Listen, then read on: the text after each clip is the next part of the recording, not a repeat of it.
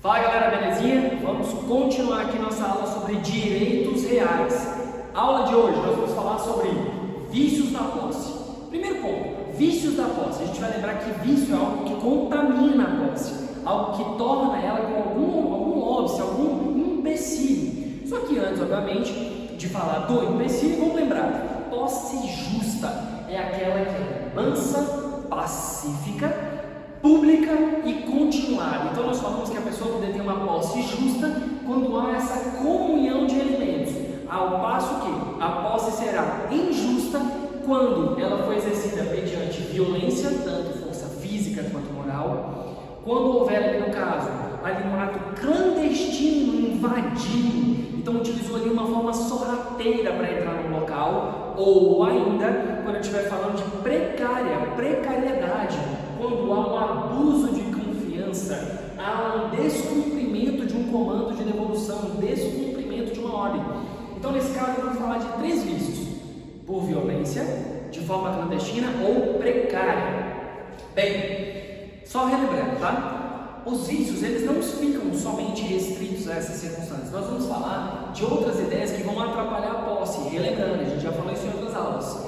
Turbação, atrapalhar a posse. Exemplo mais comum: locatário e locador. O proprietário vai lá e atrapalha o exercício da posse do inquilino, desliga a luz, desliga a água. Nesse caso, nós vamos falar de turbar, atrapalhar. E aí a ação cabível é uma manutenção da posse. Ao passo que, se eu estiver falando de um esbulho, é tomar a coisa.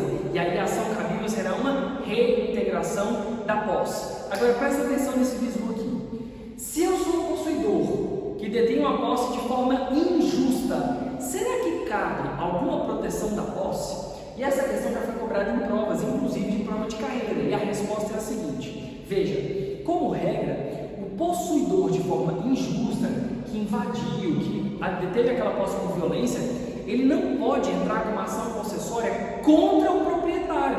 Imagina só, eu invado, eu tomo uma coisa por meio de força, e eu vou lá e entro com uma ação para manter naquela posse, para que eu possa me manter naquela posse, parece meio inócuo, né? Então, como regra, não cabe ação possessória contra o proprietário.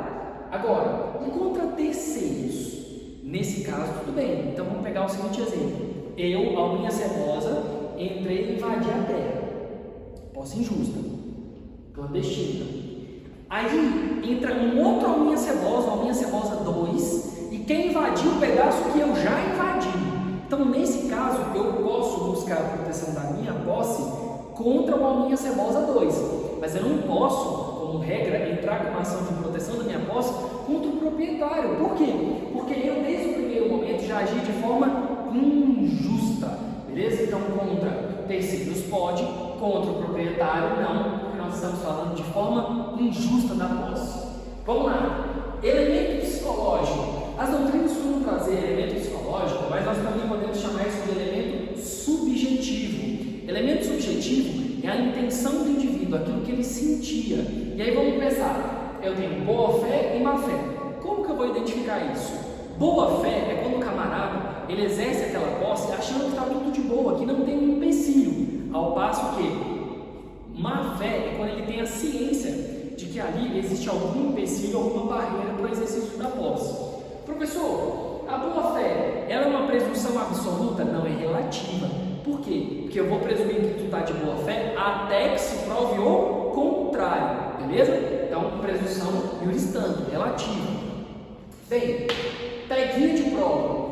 Má fé é a mesma coisa que posse injusta? Não, porque veja, a má fé é o fato de ter ciência do impedimento, mas não quer dizer que fui eu que invadi. Por exemplo, eu vou adquirir uma cessão de um camarada que eu sei que invadiu, eu sei que aquela terra foi invadida, mas eu não sou necessariamente o camarada, o indivíduo que fez aquela posse injusta. Eu estou adquirindo, tendo ciência da ilegitimidade, mas não fui eu que fiz aquela invasão. Então, eu não posso falar que má fé e posse injusta são a mesma coisa. Agora, veja como a premissa ao contrário tem um efeito diferente. Toda posse injusta, ela é realizada por meio de má fé. Por quê? Porque você está precária. Então, nesse caso, inevitavelmente, nós vamos estar falando o quê? De uma realização injusta que decorre de uma, obviamente, má fé, porque ele agiu de uma maneira indevida, contaminante. Veja bem, atos que a gente precisa tomar muito cuidado com relação à ideia de má fé. A má fé, ela pode mitigar alguns direitos, dentre eles, nós temos a indenização por benfeitorias. Você foi lá, agiu de má fé, sabia que era ilegítimo, foi lá e construiu uma casa num local irregular. Vocês já viram notícias onde o Estado derrubou, mandaram derrubar? Veja, nesse caso, quando fala de derrubar, não vai ter indenização por benfeitoria, porque desde o primeiro momento já sabe que aquilo foi constituído por meio de má fé. E a mesma coisa vai servir para retenção, impedir que fique na coisa enquanto está sendo contido, ou ainda indenização por deterioração. E aí, obviamente, como conclusão, lembre-se, boa fé e má fé são elementos subjetivos, ao passo que a posse justa ou injustas são elementos objetivos. Seguindo, mais um ponto de revisão. Quando eu falar de idade da posse, não se esqueça, a posse ela pode ser nova ou ela pode ser velha. Nova até 1 ano e 1 dia, velho superior a 1 ano e 1 dia. Qual é a consequência, o deslinde processual disso? É que no caso da posse nova, nós vamos ter um procedimento especial, específico para isso. Nós vamos falar das ações possessórias. Então o rito ele é próprio, o camarada entra com a ação, ele vai demonstrar a anterioridade da posse, que ele tinha posse antes, vai falar da data que aconteceu o esbulho, a turbação, que ele vai demonstrar que houve um esbulho ou a turbação ou está na iminência dele. Então nós vamos falar de um procedimento especial, ao passo que a posse velha não, ela vai seguir o rito comum. Efeitos da posse, presta atenção, matéria boa para cobrar em prova. Ad interdicta. O camarada, quando ele exerce uma posse com efeitos ad interdicta, nós vamos pensar que ele pode defender a posse, mas ele não terá direito a uso capião. Professor, como assim? Vamos lá, imagina que tu tem um contrato de aluguel. Tu tá no bem para exercer a posse justa, posse de boa fé. Como eu tenho um contrato de aluguel, eu posso fazer um uso capião? Não, porque nesse caso você tem um vínculo que vai lhe impedir o reconhecimento do uso capião, tem um contrato.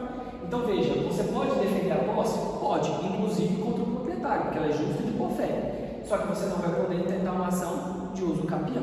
Ao passo que, já o efeito uso capione é o que? É a hipótese onde o lapso temporal, ou seja, o tempo, me permite o reconhecimento. E é importante destacar, se eu estiver falando de posse injusta, por violência ou clandestina, não há um abuso de confiança, então o lapso temporal, nesse caso, ele te permite o uso capião. Ao passo que, quando há um abuso de confiança, um desrespeito daquela confiança, é exatamente essa ideia de interdita. Imagina que o camarada tem um contrato de comodato, ele está lá utilizando a coisa e agora ele quer reconhecer o uso capião. Pode?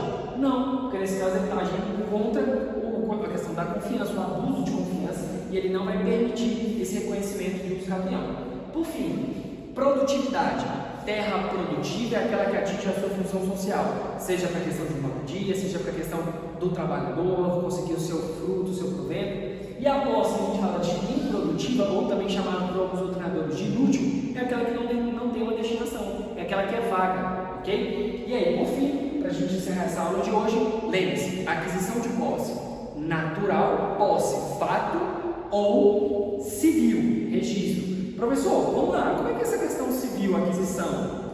Lembra, quando eu falo de coisas móveis, se conclui o negócio jurídico pela tradição, ao passo que de bens imóveis, pela escritura da coisa. Ah, professor, e o contrato de compra e venda registrado em cartório? É a conclusão do negócio jurídico de transmissão de imóvel? Não, é com a escrituração do bem que a gente vai ter a conclusão do negócio jurídico. Fechou? Então a gente encerra por aqui. Até a próxima.